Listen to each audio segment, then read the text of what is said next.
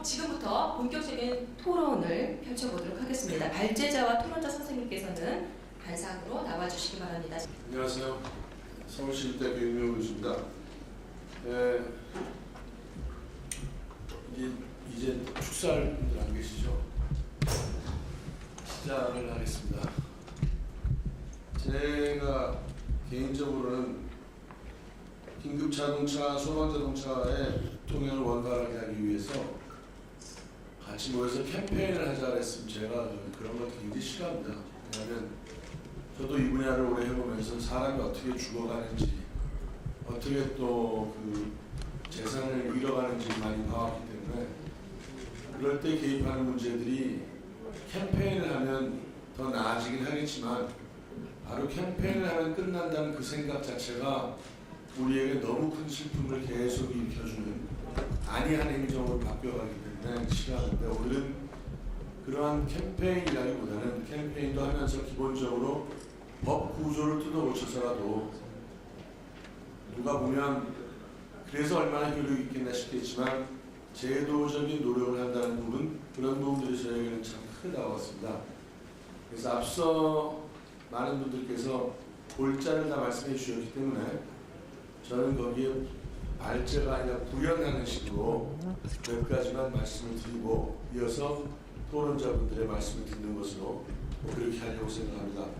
여러분 갖고 계신 자료를 한번 펴시고,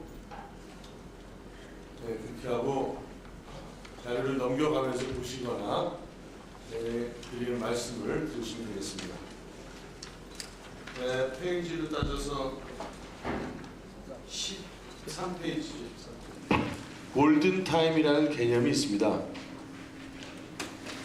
골든타임에 대해서는 이렇게 이해를 하시면 되겠습니다. 5분 내지 8분 이내에 도착하면 그 사람이 산다는 것이 아니고, 불자동차 경우에는 5분 내지 8분 이내에 도착하면 훨씬 더 불을 효율적으로 끌 수 있습니다. 그러나 그 집을 구하는 것 정도의 속도로는 사실상 출동 제한이 있는 거죠. 불난지는. 구급 차량의 경우에는 5분에서 8분이 아니라 단 1분이라도 빨리 도착을 해야 되고 3분, 4분 늦어지는 것만 가지고도 큰 차이가 나기 때문에 별도의 골든타임 없이 사실은 가능한 한 빨리 도착을 시켜야 되겠습니다. 그래서 사실상 도착 시간에 한계가 있기 때문에 큰 건물, 높은 건물, 또 지하가 깊은 건물들은 이미 불자동차가 달려가는 중에도 그 건물 자체 내에서 화재를 진압할 수 있는 시스템이 별도로 설치가 되는 거고, 여기 스프링클러 같죠. 구급 차량 경우에는 병원전 처리 단계이기 때문에 구급 차량이 달려가는 중에도 차량 내에서 생명 유지를 위한 노력들이 이루어져야 하기 때문에 우리 대한민국 소방에서는 구급차 내에서의 환자에 대한 의료적인 돌보는 부분을 어떻게든지 좀 발전시켜 나가려고 많은 그동안 논의와 노력이 있었던 것으로 알고 있습니다. 어찌되었든 간에 차량 안에서도 생명을 유지시켜야 될 것이고 또 빨리 가야 될 것인데, 빨리 가기 위해서 소통을 확보하는 문제에 대해서 제가 하나 일화를 말씀드리는 것으로 내용을 좀 대신하면, 저는 그 일본의 동경대학교에서 쭉 공부를 했었습니다. 옛날에는 일본 그러면 방제 부분이 굉장히 세계적인 레벨인 나라입니다. 후쿠시마 사태 이후에 일본 그러면 그것 좀 방제를 잘 못하는 나라가 돼가지고 저도 경영관한테 좀 상당히 깜깜하게 됐습니다만, 그런데 일본에 제가 처음에 딱 가서 깜짝 놀란 게 구급차들이 말이죠, 다 역주행을 하는 거예요. 그러니까 역차선, 중앙선을 넘어서. 처음에는 일본이 우리나라하고 차선이 반대이기 때문에 구급차가 역주행한다는 사실을 잘 몰랐어요. 근데 유심히 보니까 길만 쭉 막히면 바로 반대편 차선 들어가는 거죠, 바로. 저러다 사고가 나면 어쩌지? 라고 생각했는데 떳떳하게 다닙니다. 이후에 제가 이 분야를 공부하면서 알게 된 것이 긴급 차량 우선 통행권이라는 것이고, 그 권한이 얼마나 센 건지를 그때 알았습니다. 그래서 이제 긴급차량 우선 통행권에 대해서 얘기를 해보게 됐더니 우리나라에서는 그게 차량 통행 권한이 있어도 결국은 완전히 면책되는 것이 아니라 빨리 가기 위해서 했다는 것을 선한 사마리아인의 노력으로 보는 것이 아니라 어찌됐든 위반은 위반이고 물어줄 건 물어줄 거고 뭐 이런 식으로 돼가지고 대원들이 이런지도 저런지도 못하는 상황을 제가 많이 봤거든요. 안에서 사람은 위급해 가는데 그 마음에 어떻게든 해가지고 차선을 넘어가거나 또는 그 신호 위반은 당연히 하는 것이고 그때 문제가 생기면 그 어느 누구도 사실상 보호해 줄 수 없다는 것이죠. 그래서 제가 그 당시 몇 가지 사례를 구해보니까 역시 일본이나 미국 경우에는 긴급 차량 우선 통행권이라는 것이 완벽히 면책을 해주기 때문에 사고를 낸다 하더라도 그 부분에 대해서는 그 사고 낸 사람의 책임을 묻지 않는 그러한 제도적인 장치가 완벽했습니다. 그것이 하나, 또 하나는 뭐가 있냐면요. 주차 단속부터 시작되는 문제인데 왜 소방 차량 통행이 어려운가를 저희들이 쭉 관찰해보면 그 대부분의 원인은 이기심으로 안 비켜주는 것도 분명히 있습니다. 그런데 또 하나는 그 기존 도로의 폭이 확보가 안 되다 보니까 옆에 계속 주차 위반을 하고 거기에서 차량이 피항할 수 있는 공간이 없는 것이죠. 나아가서는 남산터널 같이 양쪽 2차선이 정말 비킬 데가 없고 그래서 그런 부분들을 다른 나라와 비교해 본 즉 몇 가지의 차이점이 있는데 그 내부의 발표 내용에 나와 있겠습니다만 첫 번째는 다른 나라에서는 긴급 차량에게 길을 내주지 않으면 일반 주차 위반과는 비교도 안 되는 벌금을 먹이고 또 모든 사람들이 다들 그게 무서워서 어릴 때부터 길이 드는 거죠. 이제 잘못하면 이건 벌 받는다. 뭐 그럴 수 있겠나 싶지만 약간 논외지만 캐나다 기술자들이 일본에 왔다가 일본의 규제 구조 우리와 비슷합니다. 건축물 시공에 캐나다에는 중간 검사가 2번 있는데 일본은 중간 검사 없어요. 그러니까 중간 검사 없다는 말을 들은 순간부터 엄청난 저질 시공과 또 이제 현장 어지러뜨린 거 있죠. 그렇게 해서 한번 굉장히 일본에서 보도가 된 적이 있었는데 대부분의 나라들은 다 강력한 법적 규제에 의해서 발판을 만들어 놓은 다음에 협조를 요청한다는 것인데 우리 같은 경우에는 사실상 처음부터 시민의식에 호소하다 보면 법 없는 사람이 세상 살아가게 만들기 위해서는 법을 만들어서 집행해야 되는데 법을 만들어서 집행을 안 하니까 법 없는 사람 살기 힘든 세상 됐다는 말이 나온 것 같습니다.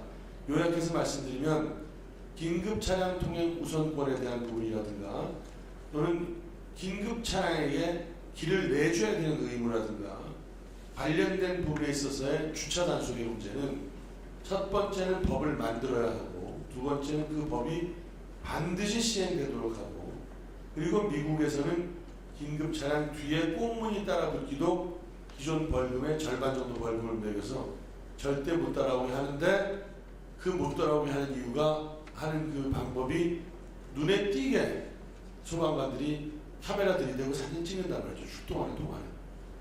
근데 우리가 이제 뭐 블랙박스를 찍으면 되겠죠. 그래서 아마도 그런 식으로 사람들에게 선의의 협력을 요구하면서 국가에서는 이와 같이 법을 만들어서 법으로 강력히 집행할 수 있는 체제를 만들면 언젠가는 법이 없어도 될 수 있는 세상이 만들어지는 거 아닌가 싶습니다.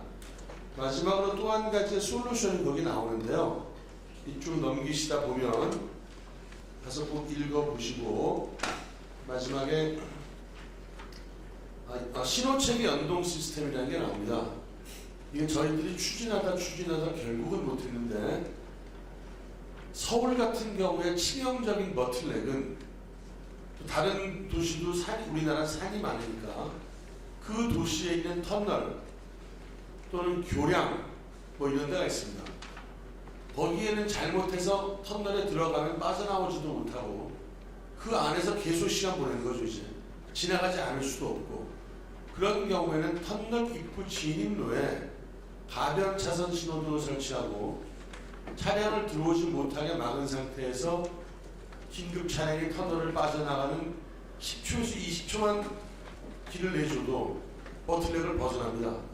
그런데 그냥 들어오지 못하게 하고 가변차량 들어오면 다른 차가 따라 들어오기 때문에 우리나라에서 지금 대부분 가변차선이 많이 운용이 되는데 가변차선 중에 하나의 표시를 통과 또는 빨간불 그 다음에 비상차량 통과라는 표시를 하나 해줘서 대한민국이 자랑하는 IT 솔루션으로 해결을 하면 비상차량이 도착했을 때 버틀렉에서는 확실히 그 구간에 대해서 다른 차량 진입을 미리 막아서 통행을 열어줄 수 있는 것으로 저희들이 확신합니다. 이 부분도 경찰과 또 지자체와 여러 군데 이렇게 돼 있어가지고 어디하고 협의를 해야 되는지 이제 난감했었던 기억이 있습니다. 정리를 하겠습니다. 사람의 생명을 어떻게든지 구하기 위해서 구급 차량은 정말 빨리 도착해야 되고요. 또 불이 확산되는 걸 막기 위해서 소방 차량들이 현지에 일부라도 일찍 도착하려고 굉장히 애를 씁니다. 그것은 우리의 선진 수준을 보여주는 단면이기도 한데 그러한 일들이 원활하게 일어나기 위한 첫 번째 단추를 그들의 그 운전자들과 비상출동대원들의 권리를 보장하고 그리고 또한 그 권리에 따라서 도시 기능이 이루어지도록 하는 것이 순서라고 생각합니다. 특히 외국의 경우 보면 출동 대응 과정에 있어서의 면책 특권이 대원들에게 있어서 확률에 근거한 확실한 지휘 방침과 소신을 유지할 수 있는 근거가 됩니다. 그래서 오늘 이런 자리에서 저희가 가변 차선과 같은 시스템을 고민해 보기도 하고 벌금을 또 올리는 법적인 그 강력한 장치를 만들기도 하고 나아가서 계속 어떤 절차와 제도를 통해서 기반을 만들어가는 것이 앞으로의 미래 사회에 참 중요하겠구나. 특히 고령화가 되는 사회에 있어서도 매우 중요하겠다는 생각을 여러분과 함께 다시 한번 해봅니다. 발표는 이 정도 제 정해진 시간으로 끝내고요. 여기에 대해서 우리 토론위원분들 각 분야 전문가분들 나오셨기 때문에 한 말씀씩 듣도록 하겠습니다. 경찰청 부동안전기장 박영수 경찰입니다.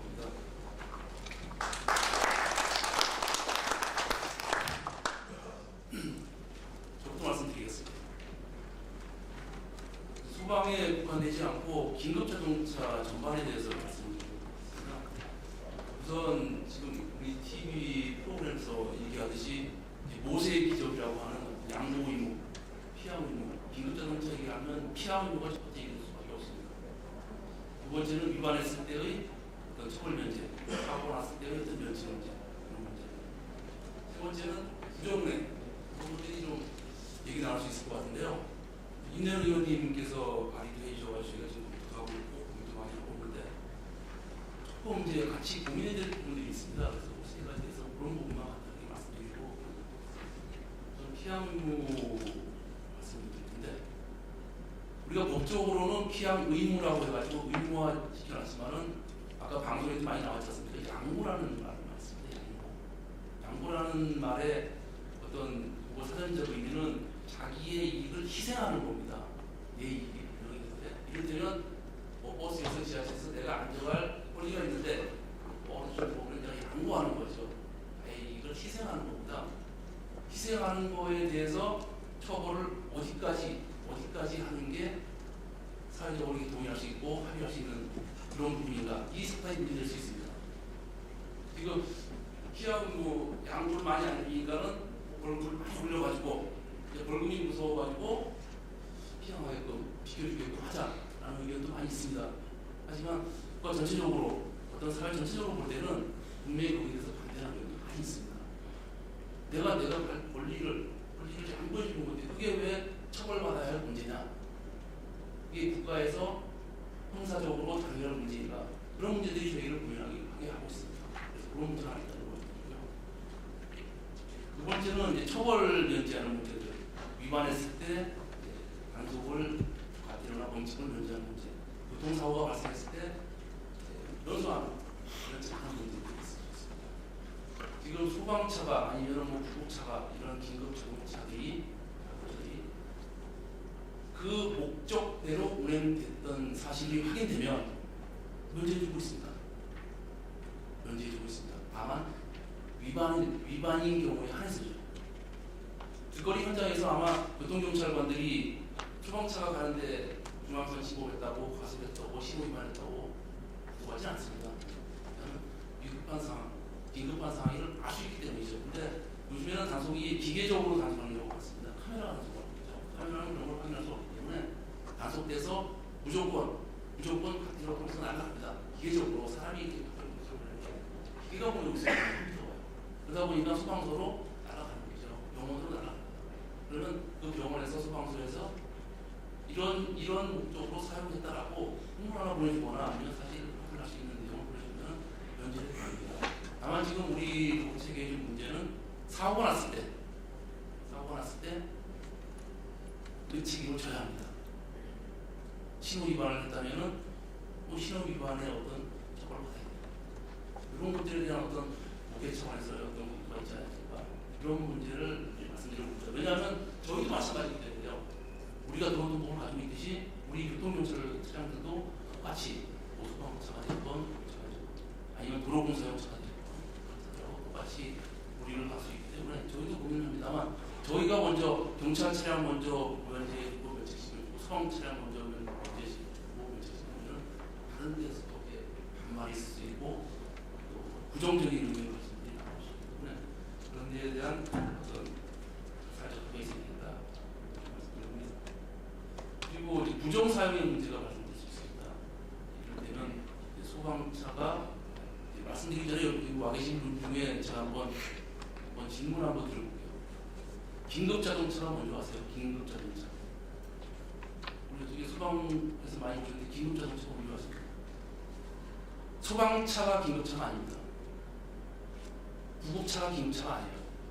그런 차들이 제 목적대로 운행될 때만 긴급차입니다.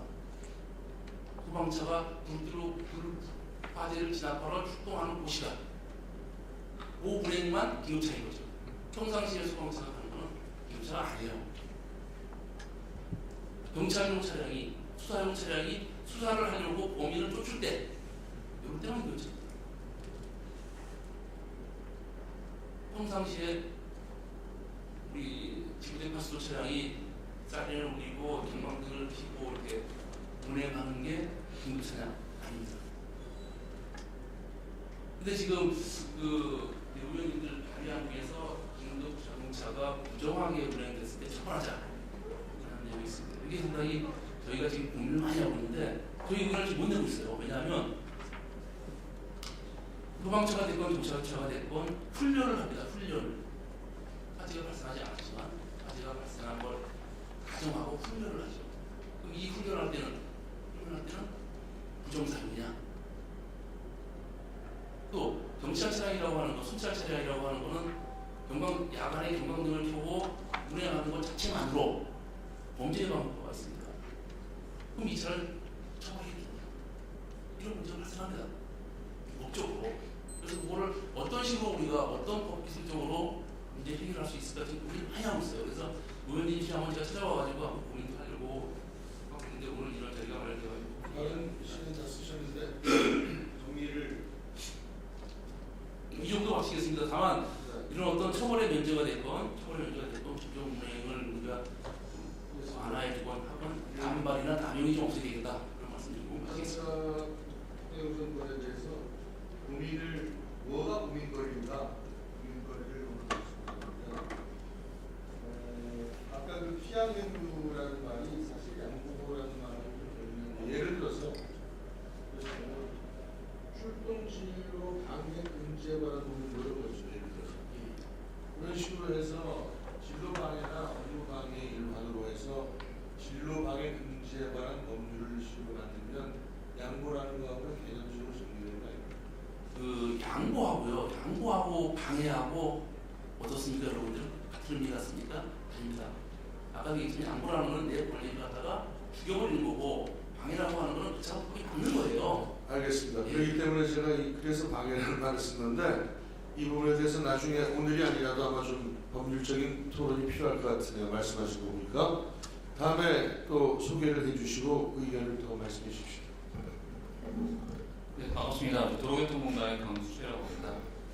제 이름 말씀드리면 잘 기억하세요. 정확하게는 기억 못하시더라고요. 좀 비슷하신 분들이 많아서 제 이름 강조드립니다. 네, 오늘 이 자리에 오다 보니까 오늘이 그 세월 참선한 지 딱 2달 된 날이라고 합니다.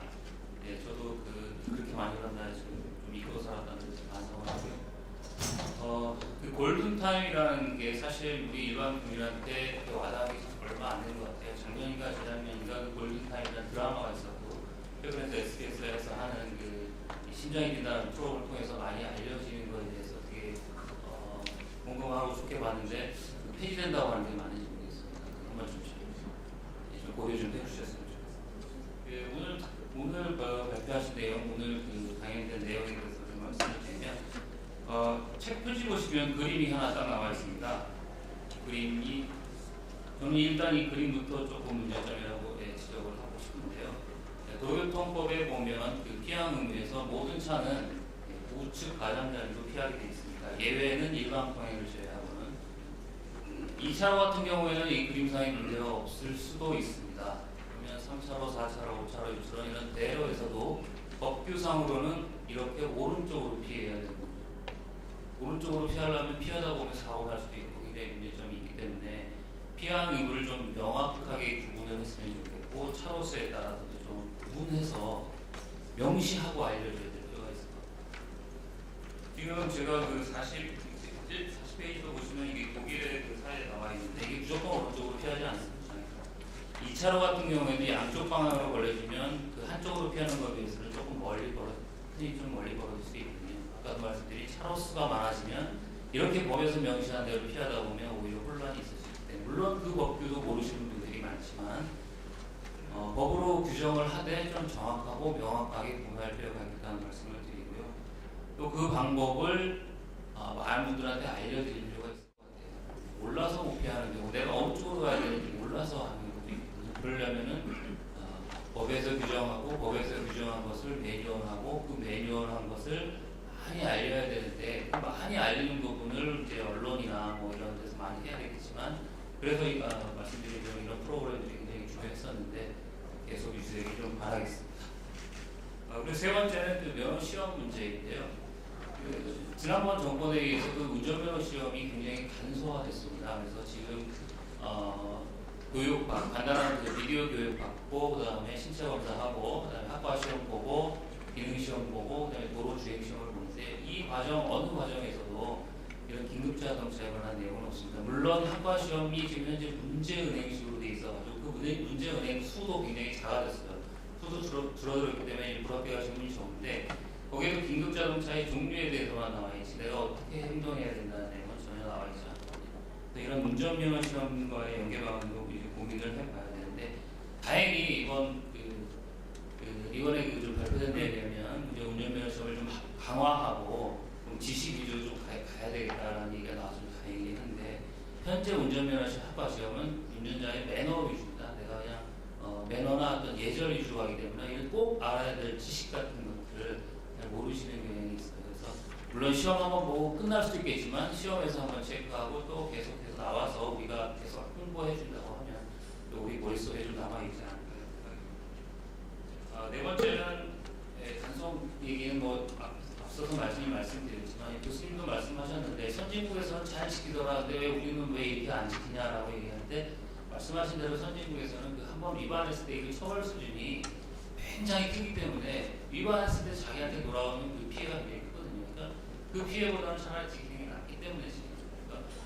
물론 그 의식이 제대로 돼서 그 자의적으로 지키는 게 좋겠지만 그 이전에 단속도 병행해야 되고 지금 이걸 지키지 않음으로 인해서 돌아오는 피해에 대비해가지고 그것보다 더 큰 처벌 규정이 좀 마련됐습니다. 마지막으로는 뭐 많이 말씀을 하셨지만 뭐 이전에 연예인은 안 계시니까 가끔 보면 그 연예인들 어디 스케줄 맞추기 위해서 막 구급차를 이용해서 어디에 몇 분 안에 도착했다 이런 걸 자랑스러워 말씀하시는 것들 때문에 비난받는 적이 있는데 이게 지금 자랑할 게 아니죠. 그러니까 비난받을 일인데 자랑스러워 말씀하시는 그러니까 이 부분에 대해서는 그 피항 의무 위반보다는 더 많이 더 크게 좀 처벌할 필요가 있겠다. 왜냐하면 모든 사람이 지키면 내가 지키는 데 대해서 피해의식이 없겠지만 저 사람은 안 지키는데 나는 지킴으로 인해서 그런 피해의식이 되거든요. 그러니까 이런 피해의식을 좀 없애주기 위해서도 위반자에 대해서는 굉장히 좀 강한 필요가 있을 것 같고요. 그다음에 이제 비디오 동영상 보면서 이제 생각나는 건데 이제 차량에 대해서만 지금 계속 그 의무를 했는데 보니까 보행자 문제도 좀 있는 것 같습니다. 보행자에 대한 규정도 들어가면 좋지 않을까 이런 생각을 해봤습니다. 이상입니다. 네, 고맙습니다. 말씀 잘 들었고요. 운전면허 시험하고 연계한다는 부분에 대해서 포인트가 참 인상적입니다. 다른 말씀도 그렇지만 면허 시험 자동차 운전하는 건 조작은 사실 자동차가 굉장히 쉬워졌는데 기계적으로 우리가 도시에서의 안전 등에 대해서 감각을 가진 사람들이 면허를 따게 하기 위해서 면허 시험과 이러한 룰들 또 피한 의무 같은 것도 연계시키는 부분은 될 수가 있으면 잘 고려해 봐야 될 것 같아요. 다음에 또 말씀을 계속 해주시죠. 안녕하십니까. 교통안전공단의 장경호입니다. 먼저 이 좋은 자리에 초대해 주셔서 대단히 감사드립니다. 긴급자동차의 통행 방해 과태료 및 범칙금 상향 문제입니다. 일단은 이 문제에 대해서 저도 그랬지만 SBS에 심장이 뛴다 전에는 대부분의 사람들이 몇 차로로 피항을 해야 되는지 모르고 있었을 겁니다. 아마 뭐 교통 전문가라든지 실제로 소방차나 긴급자동차를 운행하시는 분 같은 경우는 교육을 지속적으로 받고 그렇기 때문에 알 수 있겠지만 일반 운전자들은 그 전에 운전면허 시험 문제지에는 있었겠지만 실제로는 그럴 거를 접할 기회가 없었습니다. 그래서 과태료와 범칙금 상향 문제도 상당히 중요합니다만 실제 운전자들이 몇 차로로 편도 1차로일 때, 2차로일 때, 3차로일 때, 4차로 이상의 다차로일 때 내가 정말 어느 차로를 클리어 시켜줘야 되는지 이 문제에 대해서 좀 더 지속적인 관찰이 필요할 것 같고요. 여기에 대한 대안으로 신호등이나 도로 표지판에 이 도로 구간에서는 몇 차로가 긴급 자동차 통행 우선 구간이다. 버스 전용 차로처럼 표시를 해주는 것도 하나의 좋은 정책 대안이 될 것 같습니다. 그 다음에 긴급 자동차의 사적 이용 금지에 대한 문제인데요.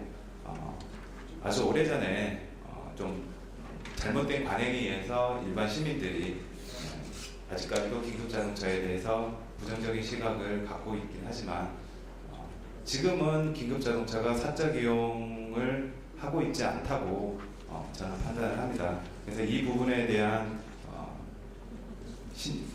처벌 규정을 더 강화하고 신설한다는 부분은 스스로가 아직도 문제점을 갖고 있다라고 스스로가 알려주는 내용이기 때문에 이 부분에 대해서는 좀 더 신중한 접근이 필요하지 않을까 생각을 합니다. 그다음에 긴급자동차의 교통사고 시 면책 범위 확대입니다. 일선 소방관님들께 실제로 여쭤봤습니다. 그랬더니 정말 운전하기 두렵답니다. 실제로 정말 저기에 앞에 불이 나고 있고 응급 환자가 발생했음에도 불구하고 빨리 가야 되는데 저 차를 들이받고 가야 되는지 말아야 되는지 아니면 정말 위반을 하고 가야 되는지 거기서 많은 혼란을 겪고 있다고 합니다. 이 부분에 대해서는 옆에 경찰청에서도 오셨고 하기 때문에 도로교통법을 워낙 잘 아시는 분이기 때문에 이 부분은 충분히 해결할 수 있을 거라고 생각을 합니다. 그다음에 운전면허 시험 부분에 대해서는 현재 좀 운전면허 시험을 강화하고자 하는 방향으로 다시 진행되고 있기 때문에 실제 도로주행 부분에서 안전에 크게 문제가 않는 범위 내에서 실제로 훈련을 해보는 이런 시험 문제도 추가가 되면 좋을 것 같습니다.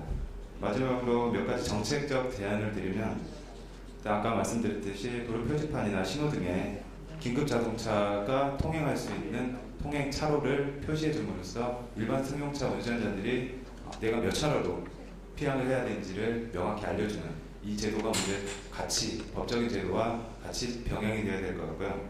그 다음에 소방차 출동 시에 주택가 이면도로뿐만 아니라 실제 도시구 간선도로에서도 주차 문제는 정말 심각합니다. 우리나라의 주차 문제는 정말 심각한 수준이고요. 제가 영국이나 호주나 이런 데 갔을 때는 주차 문제는 우리는 주차 단속 요원이나 카메라를 통해서 찍고 다니긴 하지만 거기는 주차 단속 요원들이 가서 주차 위반 딱지를 붙이고 카메라로 찍어서 이 차가 위반했다고 센터를 전송을 하면 절대 단속을 당한 사람이 전화를 걸었을 때 절대 사람이 받지 않습니다.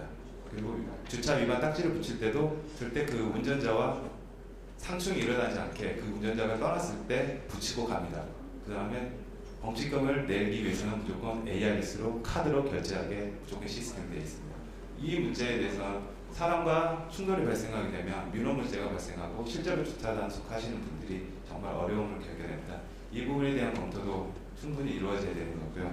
특히 긴급자동차가 출동을 했을 때 지자체에서 운영하는 주차 단속 차량들 이 부분도 같이 어차피 우리 소방관님들이나 단순한 소방차 부분에 대해서만 생각한다면 주택가 이메인 도로에 주차되어 있는 주차 위반 차량들, 지자체에 있는 주차 단속 차량들 먼저 출동을 해서 빼주는 것도 하나의 좋은 대안이 될 것 같고요. 그다음에 지금 검토되고 있는 다시 긴급자동차 우선신호 도입 체계에 대해서 연구가 조만간 시행될 예정입니다. 이 부분도 해야 되는 거는 10년 전, 20년부터 모든 학자들도 알고 있고 일선 현장에 계시는 분도 알고 계시겠지만 이제야 조금 실도로 테스트를 해보겠다고 지금 나섰습니다. 안전행정부에서 나섰는데 이 과제를 추진하는 비용 자체도 뭐 2천만 원, 3천만 원에서 실제로 장비도 구입할 수 없는 정도의 수준으로 아마 진행될 예정인데요. 이 부분도 충분히 경찰청과 협의가 된다면 각 지자체와 협의가 되고 실시간으로 신호 통제가 가능한 그 지역에서라도 우선 실시를 좀 했으면 하는 바람입니다. 이상입니다. 좋은 말씀 많이 해주셨는데요. 정말 그건 10년, 한 20년 전 기술로도 가능한 부분을 계속 얘기를 해도 안 되다가 이제 와서 기술 개발한다고 한 2천만 원, 3천만 원 투입된다는 게 참 믿을 수 없는 일이 정말 연구비가 많게 대한 부분인데 앞으로 소방방재청, 경찰청을 해가지고 한번 좀 소방방재청 예산이 만들어서 연구가 있으면 좋겠고요. 아까 그 주차 문제 계속 말씀하셨는데 제가 드릴 말씀인지는 모르겠습니다만 2001년에 일본에서는 음식점 발레 파킹을 하느라고 이면 도로에 3일간 계속해서 이제 자동차를 세워서 딱지 끊으니까 그 다음날 또 딴 차 세우고 이러던 사람들이 주차 위반 사상 처음으로 구속이 됩니다. 왜냐하면 상습 위반 그래가지고 그래서 일본이나 영국이나 프랑스가 제일 무서운 게 주차 단속이라고 하는데 저는 이제 시민단체 활동하기 때문에 지나가다가 보도 위에 차가 서 있으면 이걸 배짱 주차라고 하는데 배짱 주차 보도 막고 있으면 아이들이 보도를 못 지나고 길로 내려오거든요. 이렇게. 거기서 사고가 많이 나기 때문에 그걸 계속 신고를 합니다. 근데 여러분께서 신고해 보시면 알지만 절대 단속해 주지 않아요. 왜냐하면 경찰은 보도 위의 차량은 자기네 권한이 아니다. 구청에서는 오후 7시 이후에는 단속하지 않는다. 사정사정하면 단속을 하는데 그런 상황에서는 긴급 차량이 출동을 해도 그 차 때문에 그 집에 불 끌려고 호스 끌기도 힘들고 여러 가지 일이 많이 일어나기 때문에 과연 주차 단속을 기초자치단체한테 맡겨서 그 사람들에게 정치적인 문제 때문에 소극적으로 단속했을 때 오는 피해가 너무 크기 때문에 그 문제가 바로 나중에는 이 긴급차량 통행과 관련한 공공서비스의 치명적인 부분으로 작용하고 있다는 것을 이 기회라도 좀 나와 계신 의원님들께도 다 알고 계시겠지만 다시 한번 말씀드리고 싶은 그런 심정입니다. 오늘 이렇게 좋은 말씀들 좀 해주셨고 마지막으로 소방방재청에서 이 토론해 주실 텐데 별도로 제가 토론위원으로서 요약하지 않고 우리 저 소방방재청에서 마지막 발언 마무리 발언해 주시고 이후에 필요하면 한두 분에 대한 질문을 받는 것으로 토론을 마무리하려고 합니다. 말씀해 주시죠. 예, 안녕하십니까. 저는 그 소방방재청의 소방청 이경호라고 합니다. 반갑습니다. 저는 소방방재청에 근무하기 전에 경기도에서 일선 그 소방지휘관 그리고 현장을 직접 화재 진압도 가보고 또 현장에 직접 많은 구조 보급 활동도 많이 해봤습니다. 그런 가운데서 지금 현재 우리 직원들은 어떻게 생각하고 있나 이게 좀 궁금할 것 같아요. 그런 부분들에 대해서 좀 잠깐 저희 직원들 측면 그 소방 내부적인 측면에 대해서 거론을 좀 해드려야 되지 않을까 하는 생각입니다. 현재 제가 20여 년 정도를 이렇게 소방관 생활을 하고 있습니다만은 20여 년 전이나 지금이나 하나 소방 자동차가 긴급 상황 시에 현장에 갈 때 빨리 우선 피항이라든가 이런 것들이 하나 나아진 게 없습니다. 오히려 더 악화가 되고 있습니다. 악화되는 이유가 현재 차량이 상당히 20여 년보다 많이 늘었죠. 늘었음에도 불구하고 차량 운전자들이 양보의식이라든가 피항의식은 전혀 빠지지 않았습니다. 이런 가운데 우리 직원들은 오늘도 지금 이 시간에도 현장을 긴급하게 출동을 하고 있습니다. 그럼 출동하고 있는 직원들의 마음 상태는 어떨까요? 저희는 5분을 진짜 생명을 구하는 시간이라고 생각을 합니다. 그래서 골든 타임도 저희가 이제 안을 내서 골든 아워 시간입니다. 그러니까 구급 환자는 5분 안에 심폐소생을 해야 되고, 또 저희는 전통적으로 5분 안에 화재 현장을 가지 않으면은 화재가 진짜 2차, 3차까지 큰 피해를 입을 수 있다는 생각을 가지고서 저희 소방관서에서는 5분 내에 현장에 도착하는 것을 목표로 이렇게 진행을 하고 있습니다만, 현재는 그렇게 되지 못하고 있는 경우가 많이 있습니다. 그 이유는 도로교통 그리고 원거리 소방, 물리적으로 소방서에서 출동을 하려고 해도 거리상으로 가깝지 않기 때문에, 예를 들어 포천이나 의원이 계시지만 연천이나 이런 지역은 5분 안에 갈 수 없는 겁니다. 물리적으로 도저히 불가능한 경우가 있습니다. 뒤에 거는 빼고요, 후자는 빼고 앞에 거만 좀 말씀을 드리도록 하겠습니다.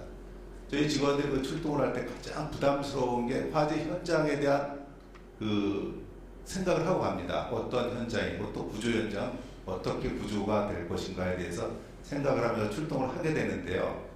그 중에 이제 가다가 보면은 가장 장애가 나타납니다. 화재 현장에 가기도 전에 차량들이 비켜주질 않습니다. 그럴 경우에 교통법규를 그대로 따라갈 수 있느냐? 그렇지 못합니다. 저희 직원들은 화재 현장에 조금이라도 더 빨리 달려가고 싶은 마음에 당연히 교통법규를 위반을 합니다.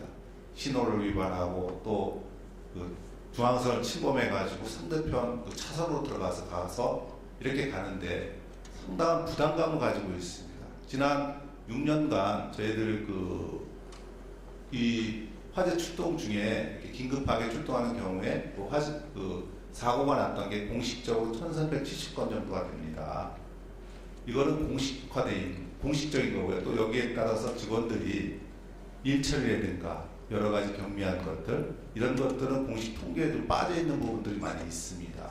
이런 상황에서 직원들이 가장 큰 부담을 안고 가는데요. 물론 도로교통법에 소방 긴급 자동차에 대한 우선 통행권이 있습니다. 그러니까 예를 들어서 우리가 교통을 위반해도 또 그리고 중앙선을 넘어도 이거는 도로교통 위반이 아닙니다. 다만 그거는 사고가 나기 전에는 괜찮지만 사고가 났었을 때는 똑같이 처벌을 받는다는 거죠. 형사상이나 민사상. 저희들이 직원들이 외치고 있는 것들은 그 중에서 형사상 책임에 대한 문제입니다. 공익의 목적에 의해서 출동하는 경우에 이런 경우에 형사상까지 책임진다는 것에 대해서 상당하게 부담과 실망을 많이 가지고 있습니다. 이런 쪽에서 그러다 보니까 적극적으로 화재 현장에 대응을 안 하는 겁니다. 한번 사고가 났던 직원들은 안 합니다. 다음에. 왜? 굳이 자기가 중앙선을 넘어서 가게 되는 것보다 자기가 안 가려고 해서 그냥 소극적으로 대응해서 사고가 나지 않는 얻는 이익이 훨씬 더 크기 때문에 적극적으로 교통법규를 위반해서 가지는 않습니다. 물론 저희 직원들이 말씀하신 것처럼 화재 출동 외에 그러니까 훈련이라든가 이런 것까지 다 면책해달라는 건 아닙니다. 우리가 화재 긴급 출동할 경우에만이라도 우리 직원들이 민사상 책임까지 면책을 해달라는 건 아닙니다. 민사상 책임을 별도로 하고 형사 책임만이라도 우리 직원들이 면책을 좀 해줄 수 있는 그런 근거안을 좀 마련을 해달라. 이것이 현장의 목소리고요. 지금 현재 이러한 것들 때문에 그 직원들이 많이 노력함에도 불구하고 현재 되지 않고 있는 부분들이 많이 있습니다. 그래서 이런 법률들이 좀 정해져서 하루빨리 또 예를 들어서 아까 말씀을 저쪽에 하셨는데요. 저희 그 거짓말이다, 이제 뭐 긴급 출동이 아닌데도 불구하고 이런 인식들이 많이 있습니다. 현재 그 다른 그 병원차라든가 이런 것들. 그런데 저희 같은 경우에는 그렇게 하지 않고요. 진짜 긴급한 출동하게 되는 경우만이라도 진짜 형사 책임을 좀 면책할 수 있는 법률 근거를 좀 마련해 주셨으면 하는 바람이 있습니다. 예, 이 정도로 좀 말씀을 드리고요. 네, 그래가지고 현장에서 하소연을 하시네요. 하소연을. 얼마나 답답했습니까? 사실은 우리 팀장님께서 하소연을 하실 일이 아니라 사실은 구급차를 서비스를 받아야 되는 잠재적인 국민들이 하소연을 해야 되겠죠. 사실 이게 이렇게 될 일인가 하고. 아까 말씀드리시면 일본 같은 나라에서 역차선 주행하다가 사고 났을 때 형사 책임 묻는다고 일이 있냐 제가 알아봤거든요. 그랬더니 긴급 차량 통행 우선권이 있는데 무슨 말도 안 되는 소리냐. 그래서 한국에서 그런 경우 있다 했더니 한국의 법규도 검토했는데 우리하고 똑같은데 모르더라고요. 그래서 시행이 안 되는 건지 모르겠지만 이 답답한 마음이 계기가 돼서 뭔가 돼야 되겠죠. 말씀드린 대로 별도로 요약을 하지 않고요. 멀리서 들어오셨다는데 고생 많으셨습니다. 네, 다시 한번 소개해드리면 오늘 경찰청의 박영수 경장 나오셨고, 그 다음에 도로공사의 강수철 경관 나오셨고, 교통안전공단의 장경훈 경관 나오셨고, 소방방재청 방어과의 방어팀 이경호 방어팀장님 나오셨고, 저는 시립대학교에 임명하고 있습니다. 여러분 또 뵙겠습니다. 고맙습니다.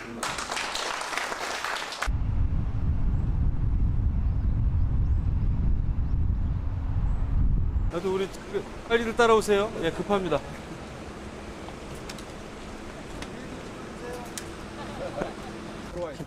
잘 만들었습니다. 이 디자인도 좋고. 예. 같이. 요걸로 좀 이렇게 세차비 받아야 되겠는데요? 예, 세차비 받아야 돼. 예, 수고하세요. 예. 스티커 그래요. 한 번만 드리겠습니다.